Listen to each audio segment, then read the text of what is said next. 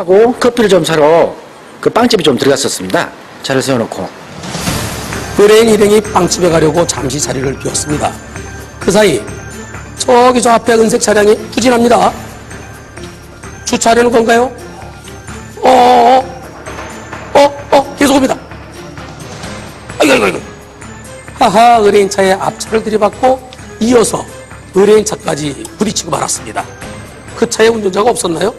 아니, 운전자 있었는데 내리라고 했더니 술을 먹어서 그런지 운전석에 그대로 엎드려 있었어요. 의뢰인은 바로 112에 신고를 했고요. 경찰이 오고 나서야 상대편이 내리는 걸 볼 수 있었답니다. 경찰이 흔들어서 내리라고 할 때 그때까지 상대편은 핸들에 엎드려 있었다는데요. 경찰에서는 음주 측정하고 음주 측정이 0.08인가 나와가지고 바로 이 차입니다. 저 위에서부터 주르륵 미끄러져 내려왔고 이 차를 들이받고 의뢰인 차까지 들이받은 건데요. 저 차의 운전자 술에 취한 상태에서 운전석에서 잠들어 있었던 것 같습니다. 그렇다면 상대편 차가 쭉 미끄러져서 사고 난 거니까 이 차의 잘못이죠.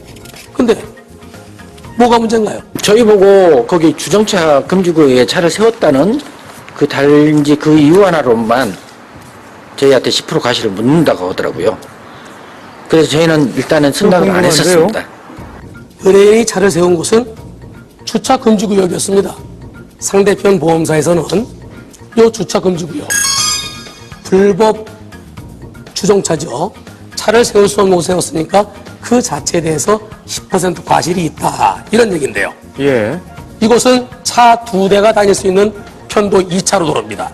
이쪽에 주정차를 해놨지만은 정상적으로 진행하는 차가 조금만 신경 쓰면 1차로 충분히 갈 수 있습니다. 그런데 이번 사고는 불법 주정차 때문에 일어난 것이 아니라 상대편의 비정상적인 운전 내지는 행동 때문에 일어난 거죠. 왜 여기다 차를 세웠느냐? 거기에 대해서 범칙 등부가 그거는 가능하겠죠. 그럼 그것과 사고는 별개입니다. 따로따로 처리해야 되는군요. 불법 주정차 때문에 일어난 사고가 아니라 상대편의 비정상적인 운전 내지는 행동에서 비롯된 것이기 때문에 이번 사고의 과실비율 100대 0입니다. 예.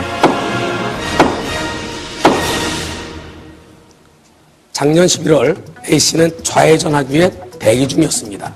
바로 그때 90대 할머니 B씨는 A씨의 왼쪽에서 길을 건너기 위해 대기 중이었습니다. 신호가 바뀐 후 A씨는 좌회전했고요. 그때 할머니가 횡단보도 근처를 건너다가 A씨의 차에 충격되어 사망했습니다. 그 당시 신호를 보면 A씨의 방향은 직진 신호였습니다. 녹색 신호. 녹색 신호일 때 A씨는 좌회전, 즉 비보호 좌회전이 허용되는 곳이었습니다. 할머니는 횡단보도 보행자 신호, 즉 녹색 신호를 보고 횡단보도 근처를 건너가다가 사고를 당한 겁니다.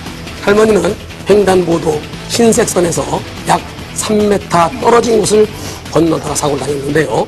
이 사고에 대해 가해 차량의 보험사는 횡단보도 흰색 선 안쪽을 건넌 것이 아니라 거기서 떨어진 곳을 건넜기 때문에 무단횡단이라고 주장했습니다. 이에 대해 할머니의 유족들은 무슨 소리냐, 신호등이 보행자 신호였는데 우린 잘못 없다 라고 주장을 해서 결국은 법원에까지 가게 됐는데요. 법원의 판단 어떻게 됐을까요? 횡단보도 흰색선에서 3m 떨어진 곳을 건넜기 때문에 무단횡단으로 봤을까요? 그래서 할머니에게도 잘못이 있다고 봤을까요? 아니면 녹색 신호에 건너고 있었으니까 할머니는 잘못이 없다고 판단했을까요? 횡단보도라는 것은 흰색 페인트로 표시되어 있는 그곳을 말합니다. 거기서 한 발자국만 벗어나도 횡단보도가 아니에요. 형사적으로는 흰색 선 안에서 일어난 사고, 그때는 횡단보도, 즉 횡단보도 사고 보행자 보호 의무 위반이 되고요. 한 발자국이라도 벗어났으면은 그때는 횡단보도 사고를 보지 않습니다. 그러나 민사적으로 볼 때는 횡단보도 흰색 선에서 3m 정도 떨어진 곳은 횡단보도 범위 내다라고 봐서 할머니의 잘못은 없고 A씨의 100% 잘못이라고 판결했습니다. 그 정도는 횡단보도의 범위 내로 보는 겁니다. 민사적으로는요.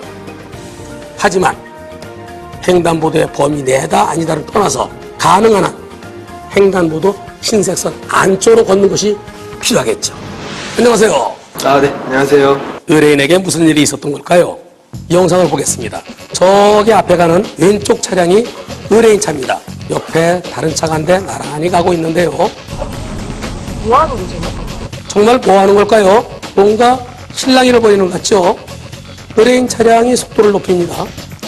오른쪽에 있던 SUV 차도 속력을 높이더니 아이고 의뢰인 차 앞으로 끼어들어서 부딪히고 말았습니다. 의뢰인 주장에 의하면 사고 지점 이전에 의뢰인이 왼쪽 깜빡이를 켜고 1차로로 차로 변경을 하려 했는데 뒤에서 오던 상대차가 경적을 울렸다고 합니다. 그래서 들어오지 못하고 기회를 보다가 1차로로 다시 차로 변경을 했는데 그때 상대 차량이 옆으로 와서 시비를 걸었다는 거죠. 사고 직전 의뢰인과 상대편 운전자 사이에 실랑이가 있었던 그 음성이 블랙박스에 녹음되어 있는데요. 들어보시겠습니다. 양보하는 게 그렇게 힘들어? 저기야, 세컨커야, 세컨! 세컨이라고, 세컨! 무슨 말인 거예요? 그냥 가! 경차 타는 주제에 아니 경차는 차로 변경 못합니까? 또 의뢰인의 반응이 재밌습니다. 이건 세컨카야 세컨카. 아, 경차 타면서 말이 많냐. 갑자기 저기 서러운 마음엔, 아, 이 차 세컨카다. 만약에 이 차가 경차가 아니고, 만약에 중형차나 큰 차였었으면 저 사람이 이렇게까지 했었을까라는 그 의문점이 조금 들더라고요. 이번 사고로 의뢰인 차가 크게 망가지지는 않았다고 합니다. 하지만 의뢰인의 마음의 상처는 참 깊었다고 합니다.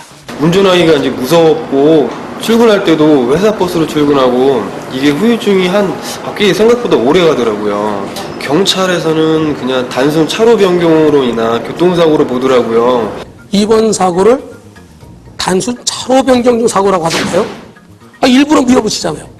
게다가 밀어붙이기 전에 SUV 차량 운전자가 몸을 내밀고 막 욕설하는 게 보이지 않습니까? 사고 난 다음에 차에서 내려서도 이러지 않습니까? 고의성은 전체적인 정황을 보고 판단하는 겁니다. 위험한 물건인 자동차를 이용해서 보복운전한 겁니다. 폭력행위 등 처벌에 관한 법률 위반이죠. 의뢰인이 다치기까지 했다 그러면 상해까지 해당됩니다. 다치지 않았으면 1년 이상의 징역형, 다쳤으면 3년 이상의 징역형에 해당되는 보복운전, 폭력행위입니다. 갑작스러운 교통사고로 인해 과실들이 몇 대 몇인지 궁금하십니까? 저희 몇 대 몇에서 속 시원하게 풀어드리겠습니다.